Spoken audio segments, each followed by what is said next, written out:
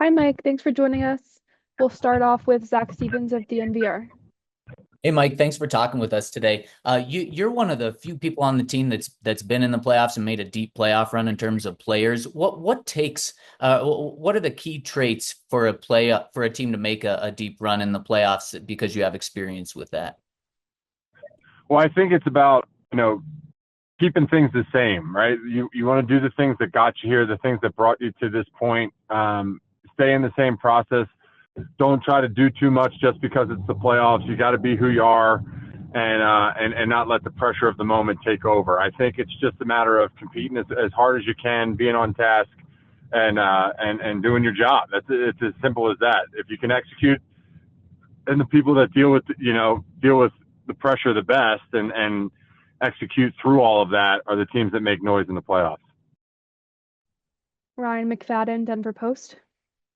Hey Mike, a lot of the guys in the locker room said yesterday how they thought that joint practice in August with the Packers kind of gave them an idea that this could be a postseason team. I was wondering, what did you learn from that joint practice, and did you get that same feeling? I did, yes. I remember us all talking about it. That Green Bay's a playoff team, right? They were one of the favorites in the NFC this year.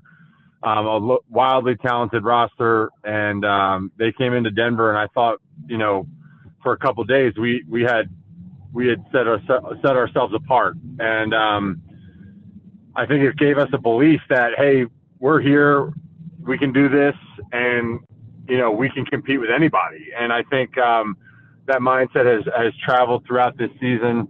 We've weathered a few storms, starting 0-2 and then going on the run that we did in the first half of the year, losing two straight in November and then going on another 4 or 5 game stretch with consecutive wins. It instilled a belief in our team that we can play with anybody and we're capable of a lot more than people think we are. And it's a really good thing because sometimes you can let the outside noise of projections and all that stuff really affect the ability to believe in your team, believe in yourself. And certainly that was a turning point for us. Eric Dalala, DenverBroncos.com. Hey, Mike, another thing we've heard from guys is that they're not satisfied with just making it to the postseason. What are the keys in your mind to turning the page from the excitement, the elation of making the postseason, and getting that focus on Buffalo? I don't think there really needs to be much to be said. I think everybody's of that mindset. I think everybody's ready to go. I think everybody understands that, getting to the playoffs is nice, but you don't play football for consolation prizes and moral victories, right? You play to win. And I think our head coach has hit that on the head, ever since the game last night. And I think that's going to be the message moving forward. And we're really excited for the opportunity to compete for a Super Bowl. And all you got to do is get in. Anything can happen in these next couple weeks. And I've been on teams that have been the 1 seed. I've been on teams that have been the 7 seed. And gotten to the championship game either way. So it's an exciting opportunity. It's something that we're ready for, and an awesome opportunity to compete.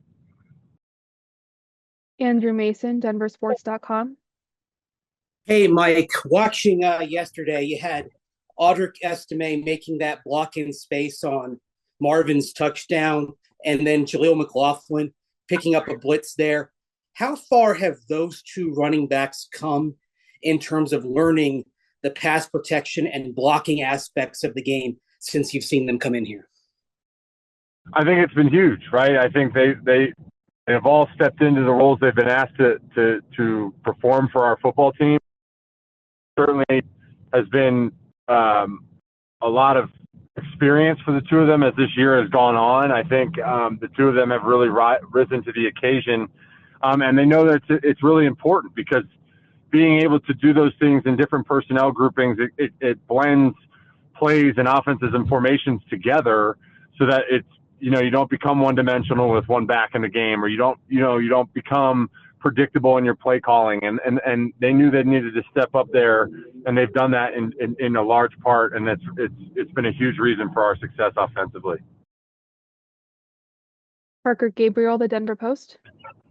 Hey, Mike, you spoke on this maybe a little bit, but I was just curious about sort of the energy in the building this morning, because when you play games when you're, win or go home, you could be doing exit meetings, but there you are getting ready for Buffalo. Just what was it like, coming back this morning and saying, okay, now we got another one to play? I think it's just really, really, it's a lot of excitement.